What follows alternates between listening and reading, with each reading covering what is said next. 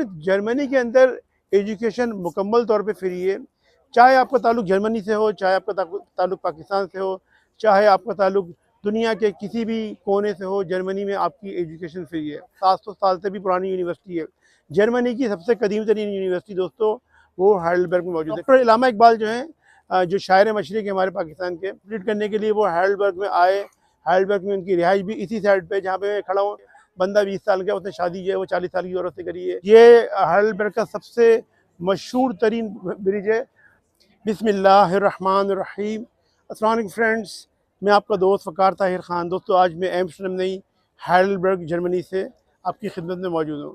Friends आज मैं Germany के शहर हाइडेलबर्ग आया हूँ और आज की वीडियो में मैं आपको स्टूडेंट वीज़ा यानी कि जर्मनी में एजुकेशन बिल्कुल फ्री है उस हवाले से कुछ टॉपिक है असाइलम सीकर्स के हवाले से वो डिस्कस करने जा रहा हूँ। तो इस वीडियो को आप शुरू से एंड तक देखिएगा ताकि आपको तमाम तर चीज़ें अच्छे तरीके से क्लियर हो जाए। क्योंकि होता है कि लोग वीडियो पूरी देखते नहीं हैं, फिर वो कमेंट सेक्शन में सवाल जवाब करना शुरू कर देते हैं और फिर वो मेरे व्हाट्सएप पे आ जाते हैं और फिर वो मुझसे मैसेज करना शुरू कर देते हैं। तो इस वीडियो को पूरा देखें, आखिर में चल के मैं आपको साथ अपना कॉन्टैक्ट नंबर भी शेयर करूँगा जिस पर आप हमसे रब्ता करना चाहें तो वो कर सकते हैं। तो फ्रेंड्स इस वक्त मैं हाइडेलबर्ग में मौजूद हूँ। हाइडेलबर्ग के बारे में तो मैं आपको थोड़ा सा मुख्तसर से बता दूँ कि मैं असल में हॉलैंड के जो बराबर में जो मुल्क लगता है वो दो ममालिक लगते हैं। एक है बेल्जियम और दूसरा है जर्मनी और तीसरी समंदर की दूसरी साइड में लगता है यूके। तो जर्मनी मेरा बहुत आने जाना लगा रहता है क्योंकि ये जर्मनी जो है वो मेरे काफ़ी दोस्त भी हैं, क्लाइंट्स भी हैं, जानने वाले भी हैं और काम के सिलसिले में भी मैं यहाँ पे आते रहता हूँ। और हाइडेलबर्ग जो है वो एम्स्टर्डम से तकरीबन यूँ समझिए कि 5 घंटे की ड्राइव पे, तो ये इतनी बड़ी ड्राइव नहीं है। और सबसे ज़्यादा जो है वो मेरा एम्स्टर्डम से यहाँ पे जर्मनी आना जाना लगा रहता है। तो इस वक्त हाइडेलबर्ग में मौजूद हूँ। मेरे पीछे फ्रेंड्स ये देख रहे हैं, ये हाइडेलबर्ग का सबसे मशहूर तरीन किला है जिसको दुनिया भर के लोग देखने के लिए आते हैं। हमने भी इसको काफ़ी दफ़ा देखा हुआ है, आपको भी दिखा रहा हूँ। और जिस ब्रिज पर मैं ये खड़ा हुआ हूँ ये हाइडेलबर्ग का सबसे मशहूर तरीन ब्रिज है और ये इसे कहते हैं अल्टे ब्रुके यानी कि इंग्लिश में से कहेंगे ओल्ड ब्रिज। तो ये ओल्ड ब्रिज है और आपके मेरे दूसरे साइड पे जो है ये आपको सारी ग्रीनरी, ये हाइडेलबर्ग का सबसे मशहूर तरीन ब्रिज है। और इसके साथ साथ ये किला है यहाँ पे और किले के साथ साथ यहाँ पे आपको सारी चीज़ें नज़र आ रही हैं। अच्छा, हाइडेलबर्ग की जो सबसे, इस किले के अलावा जो सबसे मशहूर तरीन जो चीज़ है दोस्तों वो है हाइडेलबर्ग की यूनिवर्सिटी। हाइडेलबर्ग और आउसबुर्ग जर्मनी के अंदर जो है ये दो बहुत बड़े स्टूडेंट सिटीज़ जाने जाते हैं। स्टूडेंट तो तकरीबन बहुत सारे शहर हैं लेकिन हाइडेलबर्ग और आउसबुर्ग जो है ये स्टूडेंट के हवाले से बहुत ज़्यादा मशहूर है क्योंकि यहाँ पे यूनिवर्सिटी जो हाइडेलबर्ग की यूनिवर्सिटी है वो दुनिया की यानी जर्मनी की सबसे पुरानी यूनिवर्सिटी है। 13वीं सदी की यूनिवर्सिटी बनी है और ये तकरीबन 700 साल से भी पुरानी यूनिवर्सिटी है। जर्मनी की सबसे कदीम तरीन यूनिवर्सिटी दोस्तों वो हाइडेलबर्ग में मौजूद है। काफ़ी दुनिया भर के स्टूडेंट्स यहाँ पे मुख्तलिफ सब्जेक्ट्स में स्टडी करने के लिए आते हैं। और जब फ्रेंड डॉक्टर इलामा इकबाल जो हैं जो शायर मशरिक़ के हमारे पाकिस्तान के, वो भी हाइडेलबर्ग में, जब वो म्यूनिक में अपनी PhD की डिग्री कंप्लीट कर रहे थे तो थीसिस कंप्लीट करने के लिए वो हाइडेलबर्ग में आए। हाइडेलबर्ग में उनकी रिहाइश भी इसी साइड पे जहाँ पे मैं खड़ा हूँ, यहाँ से कुछ ही फासले पे जो है, कुछ ही 100 मीटर पे जो है वो इलामा इकबाल की 700 मीटर पे जो है उनकी रिहाइश है कि वो भी मैंने देखी हुई है। और यूनिवर्सिटी के हवाले से यानी उन्होंने अपनी जो यूनिवर्सिटी मतलब PhD कंप्लीट करी है थीसिस फ़िलासफ़ी लिटरेचर और जर्मन में, वो म्यूनिक और हाइडेलबर्ग की यूनिवर्सिटी से उन्होंने कंप्लीट किया। अब फ्रेंड्स डिस्कस करते हैं हाइडेलबर्ग यानी कि जर्मनी में फ्री एजुकेशन के बारे से। तो फ्रेंड्स जर्मनी के अंदर एजुकेशन मुकम्मल तौर पे फ्री है। चाहे आपका ताल्लुक जर्मनी से हो, चाहे आपका ताल्लुक पाकिस्तान से हो, चाहे आपका ताल्लुक दुनिया के किसी भी कोने से हो, जर्मनी में आपकी एजुकेशन फ्री है। अब एजुकेशन यहाँ पे यूनिवर्सिटी में एडमिशन हम प्रोसीड करते हैं। अगर आप खुद भी प्रोसीड करना चाहें तो उसका एक आसान सा तरीका ये है कि आपको इंटरमीडिएट, अगर आप बैचलर करने के लिए आ रहे हैं तो आपके पास एजुकेशन कम से कम इंटरमीडिएट हो और मास्टर करने आ रहे हैं तो फिर कम से कम आपके पास 4 साल का बैचलर पाकिस्तान से किया हो। 2 साल वाला BCom BSc BA नहीं चलेगा, 4 साल का आपने बैचलर किया हो। अगर आप बैचलर करने के लिए आ रहे हैं 4 साल के लिए तो आपकी इंटर के अंदर FA किया हो, FSC किया है, ICOM किया है, DAE किया है या इसके इक्विवेलेंट कोई भी इंटरमीडिएट डिग्री आपने कंप्लीट करी, सर्टिफिकेट लिया है आपने, तो उसमें आपकी कम से कम 60% हो यानी फर्स्ट डिवीजन होना चाहिए आपकी। और अगर बैचलर की बैचलर कर रहे हैं तो उसके अंदर भी आपकी कम से कम जो है 50% होना चाहिए यानी सेकंड डिवीज़न, ये आपकी होना चाहिए। तो फिर आप जो है वो यूनिवर्सिटी में एडमिशन के लिए क्वालिफाई कर सकते हैं। लेकिन यूनिवर्सिटी में एडमिशन क्वालिफाई करने के लिए जो सबसे ज़रूरी चीज़ है, अगर आप जर्मनी में एजुकेशन फ्री हासिल करना चाहते हैं तो उसके लिए आपको पाकिस्तान से या इंडिया से या जिस मुल्क से आप आ रहे हैं, आपको जर्मन लैंग्वेज का कम से कम 1 Grundstufe या 2 Grundstufe यानी 1 लेवल या 2 लेवल आपको लैंग्वेज से करके आने पड़ेंगे। काफ़ी लोग ये पूछते हैं कि वकार भाई हम पाकिस्तान में रहते हैं, हम जर्मन लैंग्वेज कोर्स कहाँ से कर सकते हैं? तो दोस्तों, पाकिस्तान में कराची में और लाहौर का तो मुझे पता है, क्योंकि मेरा ताल्लुक कराची से।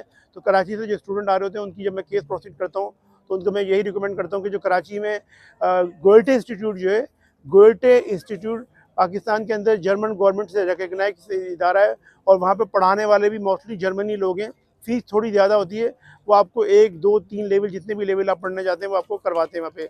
बेसिक लेवल 1 का अगर आप कर लेते हैं तो उससे आप ये साबित करते हैं कि आपको जर्मन लैंग्वेज थोड़ी बहुत आती है। उसके बाद फिर आपको एडमिशन अप्लाई करते हैं तो एडमिशन आपका हो जाता है। एडमिशन करवाते वक्त आपके पास कम से कम 12 से 13,000 यूरो हों, एक प्लस यानी कि एक अकाउंट में अपने सेव करवाने पड़ते हैं डॉइचे बैंक के अंदर, ताकि उससे पता लग जाए कि भाई आपके अकाउंट में यहाँ पे पैसे मौजूद हैं। वो पैसे आप ही के रहेंगे, और जब वो आपको आ जाएंगे तो हर महीने के हिसाब से आपको 800-900 यूरो आपको मिलते रहेंगे पॉकेट मनी के तौर पे। वो पैसे आपके ही हैं, वो आप ही की बात रहेंगे। और खुदा ना खास्ता अगर आपका वीज़ा रिजेक्ट हो जाता है तो फिर वो पैसे आपको पूरे मुकम्मल तौर पे आपके वापस कर दिए जाएंगे। लेकिन जर्मनी में ये कि आप लैंग्वेज क्लियर कर लेते हैं तो एडमिशन 80-90% लोगों का हो जाता है। रिजेक्शन की रेशियो बहुत कम होती है।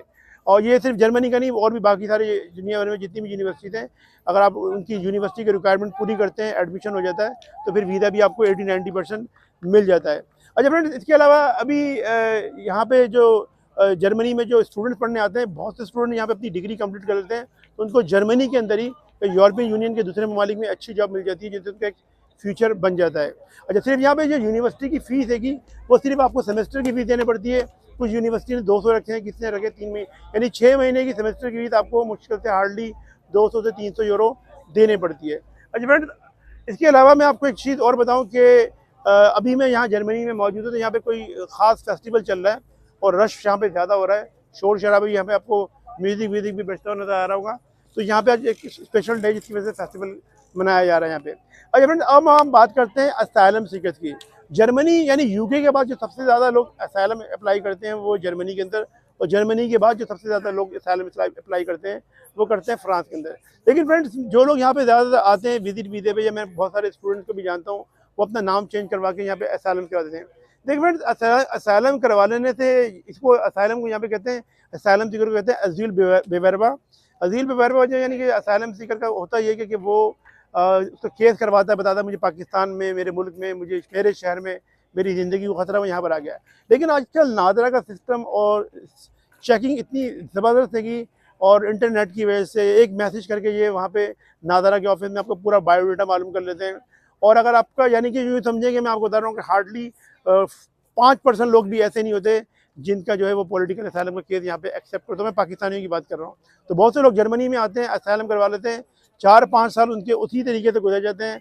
किसी का केस का यानी कि पॉलिटिकल असाइलम कहता है कि चलने में चाहे तो वो यानी कि उसकी यानी कि जो पॉलिटिकल असाइलम का केस है उसकी सूरत हाल बिल्कुल चाइना की प्रोडक्ट की तरह, चल गया तो चांद तक, नहीं चला तो आज शाम तक, चल गया तो वो 5-5 साल भी चल जाता है, 10-10 साल भी चल जाता है, नहीं चलना चाहता तो फिर वो 1 साल में भी खत्म हो जाता है। तो जो पॉलिटिकल असाइलम का केस करवाने में उसमें आपको 1-2-3 साल का टाइम तो मिल जाता है। उसी 1-2 साल में लोग करते क्या है, जर्मनी का बता रहा हूँ मैं आपको, क्योंकि मैं जर्मनी में मौजूद हूँ।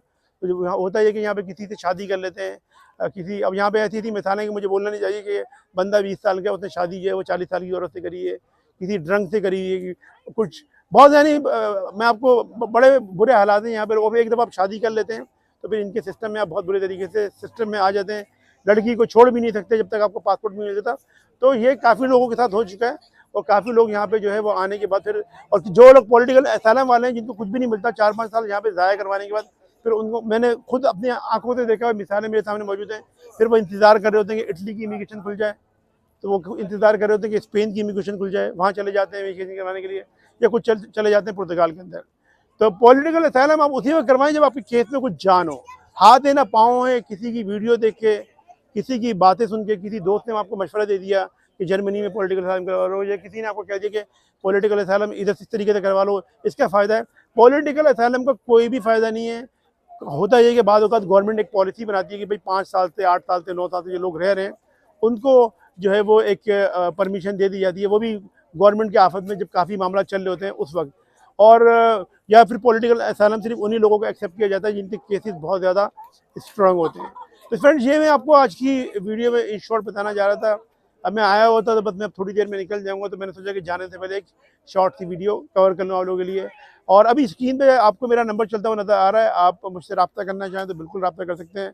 और बल्कि बेहतर ये कि अपना प्रोफाइल लिख दें, अगर आप यहाँ पे एडमिशन लेना चाह रहे हैं उस सिलसिले में, या आपको अपना वीज़ा सर्विसेज के हवाले से रब्ता करना चाह रहे हैं उस सिलसिले में, उसके में आप अपना पूरा प्रोफाइल लिख के भेज दीजिएगा, कॉल नहीं कीजिएगा, प्रोफाइल लिख के भेज दिएगा।